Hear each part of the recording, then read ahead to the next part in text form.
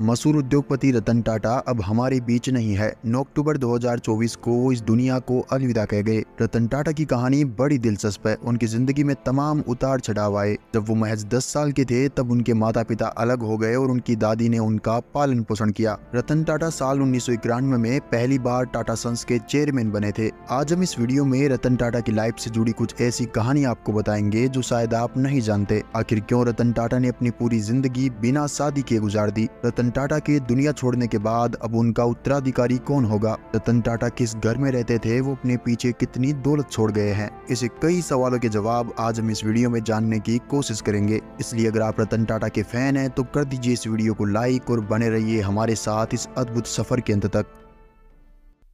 रतन टाटा का जन्म 28 दिसंबर 1937 को बम्बई में नवल टाटा और सुन्नी टाटा के घर हुआ था। इन्होंने अपनी स्कूली शिक्षा मुंबई के कैंपियन स्कूल और जॉन कॉनन स्कूल से की है। इसके बाद उन्होंने अपनी बिशप कॉटन स्कूल में दाखिला लिया और फिर यहाँ से अपनी एजुकेशन कंप्लीट की। रतन टाटा की गिनती आज देश के सबसे बड़े उद्योगपतियों में होती है। उनको विरासत में जरूर टाटा का नाम मिला था, मगर यहाँ तक पहुँचने का सफर बिल्कुल आसान नहीं रहा। बचपन में पारिवारिक समस्याओं से जूझने वाले रतन टाटा के लिए उनकी दादी बड़ी सहारा बनी, क्योंकि 1948 में जब रतन टाटा सिर्फ 10 साल के थे तो पिता नवल और मां सोनी का तलाक हो गया था। उसके बाद सर रतनजी दादाबाई टाटा की विधवा नवजीबाई टाटा ने रतन को गोद ले लिया। वो दादी ही थी जिन्होंने रतन टाटा और उनके भाई को माँ बाप के तलाक के बाद पाला पोसा। ह्यूमन्स ऑफ बॉम्बे से बातचीत में टाटा कहते हैं, यूं तो मेरा बचपन खुशगवार था, मगर जैसे जैसे मैं और मेरा भाई बड़े हुए अपने पेरेंट्स के तलाक की वजह से हमें रैगिंग और निजी मुश्किलों का सामना करना पड़ा, क्योंकि उन दिनों तलाक आज की तरह आम बात नहीं थी। लेकिन मेरी दादी ने हमें हर तरह से पाला।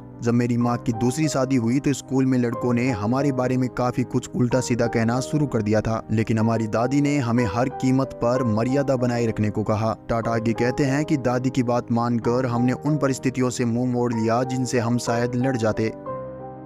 टाटा आगे कहते हैं कि मैं वोयलिन सीखना चाहता था, लेकिन पिता का जोर पियानो पर था। मैं अमेरिका की कॉलेज में पढ़ना चाहता था, लेकिन उन्होंने यूके की रट लगाई। मैं आर्किटेक्चर बनना चाहता था, लेकिन वो मुझे इंजीनियर देखना चाहते थे। अगर मेरी दादी न होती तो मैं अमेरिका की कॉर्नेल यूनिवर्सिटी न जा पाया होता। ये उनकी वजह से ही था कि भले ही मैं मैकेनिकल इंजीनियरिंग के लिए दाखिल हुआ था, मगर फिर आर्किटेक्चर में डिग्री लेकर बाहर निकला। मेरे पिता मुझसे काफी नाराज थे और मेरी काफी उनसे बहस भी हुई, लेकिन आखिर में अपने कदमों पर खड़ा था। वो मेरी दादी ही थी जिन्होंने मुझे सिखाया कि बोलने की हिम्मत भी सभ्य और गरिमापूर्ण हो सकती है। रतन टाटा 1962 में टाटा इंडस्ट्रीज में असिस्टेंट के रूप में टाटा ग्रुप में शामिल हुए थे। उसी साल उन्होंने Tata engineering and locomotive company के जमशेदपुर प्लांट में 6 महीने की ट्रेनिंग ली थी। 1963 में वो एक ट्रेनिंग प्रोग्राम के लिए Tata iron and steel company या टिस्को, जिसे आज हम टाटा स्टील के नाम से भी जानते हैं, उसमें शामिल हुए। 2 साल बाद उन्हें टिस्को के इंजीनियरिंग विभाग में एक टेक्निकल ऑफिसर के रूप में नियुक्त किया गया। इसके बाद वो टाटा ग्रुप के रेसिडेंट रिप्रेजेंटेटिव के रूप में 2 साल के लिए ऑस्ट्रेलिया गए। रतन टाटा 1970 में भारत लौटे और थोड़े समय के लिए टाटा कंसल्टेंसी सर्विसेज TCS में शामिल हुए। इसके बाद वो 1974 में टाटा सन्स के बोर्ड में शामिल हुए। आपको बता दें कि 1981 में उन्हें टाटा इंडस्ट्रीज का अध्यक्ष बनाया गया था। इसके बाद 1986 और 89 के बीच उन्होंने एयर इंडिया के अध्यक्ष के रूप में भी कार्य किया। 21 मार्च 1991 में ये वो समय था जब उन्होंने JRD टाटा से टाटा सन्स और टाटा ट्रस्ट के अध्यक्ष के रूप में पदभार संभाला और अपने नेतृत्व में टाटा ग्रुप को दुनिया भर में अलग पहचान दिलाई। अगर अवार्ड्स की बात की जाए तो उन्हें ब्रिटेन ने honorary knight commander of the British Empire की उपाधि दी थी। बिजनेस फॉर पीस फाउंडेशन ने 2010 में उन्हें Oslo business for peace award से सम्मानित किया, जबकि फ्रांस ने उन्हें लीजन ऑफ ऑनर जैसा प्रतिष्ठित सम्मान दिया है। भारत सरकार ने भी सन 2000 में उन्हें पद्म भूषण से नवाजा, जबकि देश के लिए उनकी सेवाएं देखते हुए 2008 में उन्हें दूसरे सर्वोच्च नागरिक सम्मान पद्म विभूषण से नवाजा गया। कहा जा सकता है कि रतन टाटा ने जिंदगी को घाटे मुनाफे से आगे बढ़कर देखा। उन्होंने भरपूर जीवन जिया और लंबा जीवन जिया। दोस्तों, रतन टाटा के परदादा थे जमशेद जी टाटा। उनकी शादी हुई थी हीराबाई से, जिनसे इनके 2 बेटे थे, डोराब जी टाटा और रतन जी टाटा। जमशेद जी ने 1868 में भारत के सबसे बड़े समूह टाटा ग्रुप और जमशेदपुर शहर की स्थापना की थी। जमशेद जी नवसारी में एक पारसी परिवार में जन्मे थे। वो अपने परिवार के पहले बिजनेसमैन थे। जमशेद जी टाटा के बेटे डोराब जी टाटा भी बिजनेसमैन थे। 1904 से 1928 तक वो टाटा ग्रुप के चेयरमैन रहे। डोराब जी टाटा की शादी 1896 में मेहरबाई से हुई, लेकिन उनके बच्चे नहीं थे। जमशेदजी टाटा के दूसरे बेटे थे रतनजी दादाभाई टाटा, जो 1856 में नवसारी में पैदा हुए थे। वो 1928 से 1932 तक टाटा ग्रुप के चेयरमैन रहे। इन्होंने एक बच्चा गोद ले लिया था जिसका नाम था नवल टाटा। वहीं JRD टाटा, जिनका पूरा नाम जहांगीर रतनजी दादाभाई टाटा है, इनका जन्म रतनजी दादाभाई टाटा और सुजेन ब्रियर के बेटे के रूप में टाटा परिवार में हुआ था। JRD ने टाटा मोटर्स, TCS और एयर इंडिया जैसी प्रमुख टाटा कंपनियों की स्थापना की थी। उन्हें भारतीय उद्योग में उनके योगदान के लिए फ्रेंच लीजन ऑफ ऑनर, 1955 में पद्म विभूषण और 1992 में भारत रत्न सहित प्रमुख सम्मान मिले। आपको फिर बताते चले कि रतनजी दादाभाई टाटा के गोद लिए बेटे थे नवल टाटा। नवल टाटा की पहली पत्नी का नाम सोनी था, जिनसे उनके 2 बेटे हुए, रतन टाटा और जिमी टाटा। जिमी टाटा के बारे में इंटरनेट पर ज्यादा जानकारी नहीं मिलती। वो रतन टाटा से 2 साल छोटे हैं और 90 के दशक में सेवानिवृत्त होने से पहले उन्होंने टाटा की अलग अलग कंपनियों में काम किया। जिमी टाटा रतन टाटा की तरह ही टाटा सन्स और कई अन्य टाटा कंपनियों में शेयरधारक है। वो सर रतन टाटा ट्रस्ट के दूसरे ट्रस्टी भी है। जिस तरह से रतन टाटा कुंवारे थे, वैसे ही जिम्मी टाटा ने भी शादी नहीं की। वो मुंबई के कोलाबा में एक डबल बेडरूम फ्लैट में रहते हैं। जैसा कि हमने पहले बताया, रतन टाटा के माता पिता नवल टाटा और सुन्नी टाटा का तलाक हो गया था, जिसके बाद में नवल टाटा ने सिमोन नाम की महिला से शादी की, जो कि एक स्विस मूल की भारतीय व्यवसायी है। नवल टाटा और सिमोन टाटा का एक बेटा हुआ, जिसका नाम नोएल नवल टाटा रखा गया। वो अपने पिता की ओर से रतन टाटा और जिमी टाटा के सौतेले भाई है। नोएल आयरिश नागरिकता वाले एक भारतीय व्यवसायी है, जो अपनी माँ सिमोन टाटा द्वारा स्थापित कंपनी ट्रेंट के चेयरमैन है। उन्होंने आलू मिस्त्री से शादी की है और उनके 3 बच्चे हैं। रतन टाटा ने अपनी पूरी लाइफ अकेले बिता दी, कभी शादी नहीं की। लेकिन ऐसा नहीं है कि उन्हें कभी किसी लड़की से प्यार नहीं हुआ। उनकी जिंदगी में प्यार ने एक नहीं बल्कि 4 बार दस्तक दी थी, लेकिन मुश्किल दौर के आगे उनके रिश्ते शादी के मुकाम तक पहुंच नहीं सके। रतन टाटा ने एक बार अपनी पर्सनल लाइफ के बारे में बात करते हुए अपनी लव स्टोरी का जिक्र किया था। जब वो अमेरिका के लॉस एंजलिस में पढ़ाई किया करते थे, तो उस समय उन्हें पहली बार प्यार हुआ था। रतन टाटा ने बताया कि लॉस एंजलिस में उन्हें एक लड़की से प्यार हो गया था और मन ही मन उन्होंने फैसला भी कर लिया था कि शादी भी उसी लड़की से करेंगे। इस दौरान उनके पास खबर पहुंची कि उनकी दादी की तबीयत बहुत खराब है, जिसकी वजह से रतन टाटा को लॉस एंजलिस से भारत अपने घर वापस लौटना पड़ा। वो अपनी दादी से करीब 7 सालों से नहीं मिले थे और जब उन्होंने दादी की तबीयत खराब होने की खबर सुनी तो तुरंत भारत लौटने का फैसला किया। रतन टाटा ने कहा कि मैंने सोचा था कि जिससे मैं शादी करना चाहता हूँ वो मेरे साथ भारत आएगी, लेकिन 1962 में हुए भारत चीन युद्ध की वजह से लड़की के माता पिता अपनी बेटी को इंडिया भेजने के लिए राजी नहीं हो पाए और वो रिश्ता वहीं टूट गया। इसके बाद फिर कभी उन्होंने शादी के बारे में नहीं सोचा और पूरा फोकस भारत के टाटा ग्रुप के कारोबार को आगे बढ़ाने पर किया। कुछ मीडिया आर्टिकल में ऐसा दावा किया जाता है कि रतन टाटा कभी अभिनेत्री सिमी ग्रेवाल के करीब आ गए थे। एक इंटरव्यू में सिमी ने रतन टाटा को लेकर कहा था कि वो एक परफेक्ट जेंटलमैन है, उनका सेंस ऑफ ह्यूमर काफी ज्यादा बढ़िया है और वो काफी विनम्र है। हालांकि दोनों का रिश्ता आगे क्यों नहीं बढ़ा, इसकी कोई जानकारी नहीं है।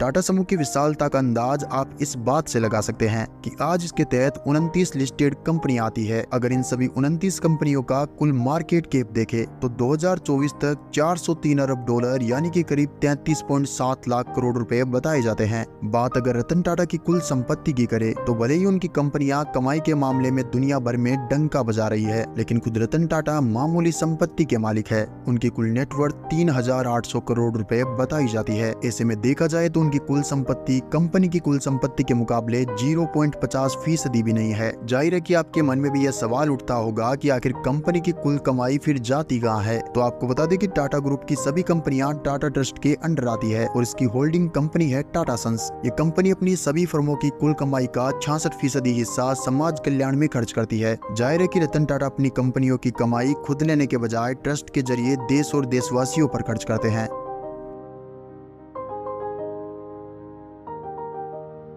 दोस्तों, रतन टाटा जिस घर में रहते थे उसका नाम बख्तावर है, जिसका मतलब है अच्छी किस्मत लाने वाला। उनका घर एक सी फेसिंग प्रॉपर्टी है जो ठीक कोलाबा पोस्ट ऑफिस के अपोजिट में पड़ता है। ये महज 13,350 स्क्वायर फीट एरिया में फैला है। इस बंगले की बस 3 मंजिल है और सिर्फ 10-15 कारों की पार्किंग की जगह है। रतन टाटा ने टाटा सन्स की जिम्मेदारियों से फ्री होने के बाद इसे अपना रिटायरमेंट होम बनाया था। ये घर उनके अंदाज के मुताबिक ही काफी सिंपल है, जिसे पूरी तरह से सफेद रंग में रंगा गया है। आपको बता दें कि रतन टाटा के इस घर की कीमत 150 करोड़ रुपए बताई जाती है।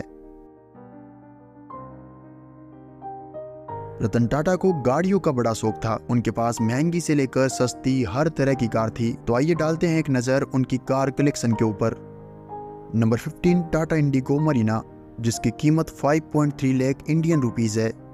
नंबर 14 मर्सिडीज SL 500 कन्वर्टेबल, जो 1.1 करोड़ इंडियन रुपीज़ की आती है। नंबर 13 मर्सिडीज ई क्लास, जिसकी कीमत 47 लाख इंडियन रुपीज़ है।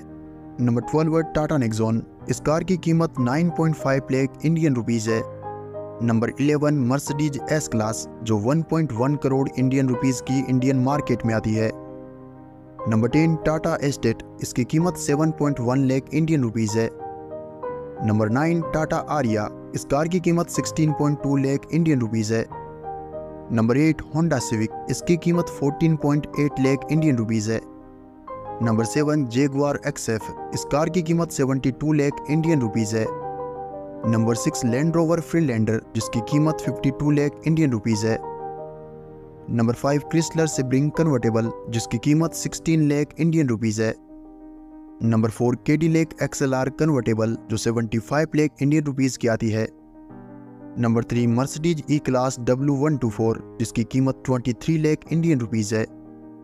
Number 2 Jaguar F type convertible, इस कार की कीमत 1.75 करोड़ इंडियन रुपीज़ है। नंबर 1 पर है फरारी कैलिफोर्निया, जो रतन टाटा की सबसे फेवरेट कार है, जिसकी कीमत 3.2 करोड़ इंडियन रुपीज़ है। रतन टाटा के पास खुद का प्राइवेट जेट भी है। ये प्लेन है गल्फ स्ट्रीम G550, जिसकी प्राइस 61 मिलियन US डॉलर और इंडिया में 450 करोड़ इंडियन रुपीज़ है। अगर बात की जाए रतन टाटा के उत्तराधिकारी की, तो आप जानते हैं कि वो केवल एक नेतृत्व की बात नहीं है, बल्कि ये टाटा ग्रुप की समाज सुधार की परियोजनाओं और व्यापारिक धरोहर को आगे ले जाने का भी सवाल है। रतन टाटा ने 2012 में चेयरमैन पद को छोड़ा था, लेकिन वो Tata Sons, Tata Industry, Tata Motors, Tata Steel और टाटा केमिकल के चेयरमैन एमिरेटस बने रहे। इसके अलावा वो टाटा ट्रस्ट के कामों का नेतृत्व भी करते रहे, जो भारत में परोपकार के लिए एक प्रमुख संस्था है। आपको बता दें कि रतन टाटा के सौतेले भाई नोएल टाटा को टाटा ग्रुप का संभावित उत्तराधिकारी माना जा रहा है। वो टाइटन सहित टाटा की कई कंपनियों में बोर्ड मेंबर है। बता दें कि रतन टाटा ने शादी नहीं की थी और उनकी कोई संतान नहीं है। ऐसे में नोएल टाटा को रतन टाटा का उत्तराधिकारी भी माना जा रहा है।